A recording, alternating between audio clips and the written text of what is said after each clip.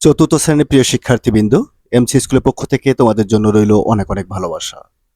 আজকে আমরা দেখব তোমাদের বাংলাদেশ ও বিশ্ব পরিচয় বিষয়ের উপর দুটি নমুনা প্রশ্ন এবং তোমাদের দ্বিতীয় প্রান্তিক মূল্যায়ন পরীক্ষায় এই দুটি নমুনা প্রশ্ন যদি তোমরা কমপ্লিট করো, এখান থেকে তোমরা 100% কমন পাবা।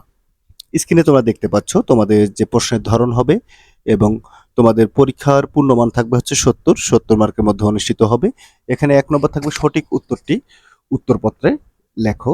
10টি থাকবে, 10টির জন্য থাকবে হচ্ছে 10 মার্ক, অর্থাৎ প্রতিটি প্রশ্নের জন্য থাকবে হচ্ছে 1 মার্ক করে। 2 নম্বর প্রশ্ন থাকবে হচ্ছে উপযুক্ত শব্দ দিয়ে শূন্যস্থান পূরণ করো। 5টি থাকবে, 5টির জন্য থাকবে হচ্ছে 5 মার্ক, প্রতিটি প্রশ্নের জন্য থাকবে হচ্ছে 1 মার্ক করে। এবং 3 নম্বর থাকবে নিচের বাক্যাংশগুলো শুদ্ধ এবং অশুদ্ধ নির্ণয় করতে বলবে বা সত্য মিথ্যা নির্ণয় করতে বলবে। এখানে থাকবে 5টি প্রশ্ন, 5টি প্রশ্নের জন্য থাকবে হচ্ছে 5 মার্ক।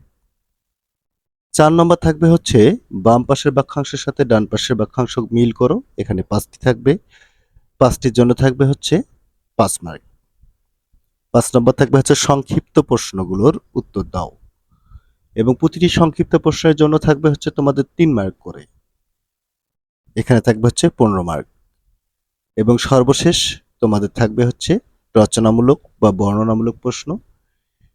এখানে তোমাদের 7টি প্রশ্ন থাকবে, 7টি প্রশ্নের মধ্যে 5টি প্রশ্নের উত্তর দিতে হবে। প্রতিটি প্রশ্নের জন্য থাকবে হচ্ছে 6 মার্ক করে, 30 মার্ক।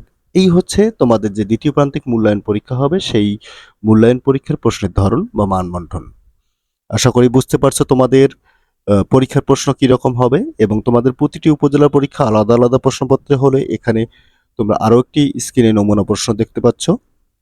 এই দুটি নমুনা প্রশ্ন তোমরা একটু ভালো করে প্র্যাকটিস করবা।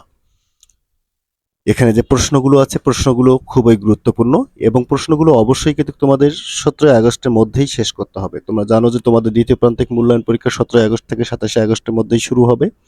সুতরাং এর আগেই কিন্তু তোমাদের এই দ্বিতীয় প্রান্তিক মূল্যায়ন যে সিলেবাসটুকু আছে এবং এখানে যে প্রশ্নগুলো আছে, এই প্রশ্নগুলো অবশ্যই তোমরা শেষ করে নিবা। আজকের ক্লাসটি এখানেই শেষ করব। সবাই ভালো থাকবে, সুস্থ থাকবে এবং অবশ্যই মন দিয়ে পড়াশোনা করবে। সবার সুস্থতা কামনা করে এখানেই শেষ করছি। ধন্যবাদ।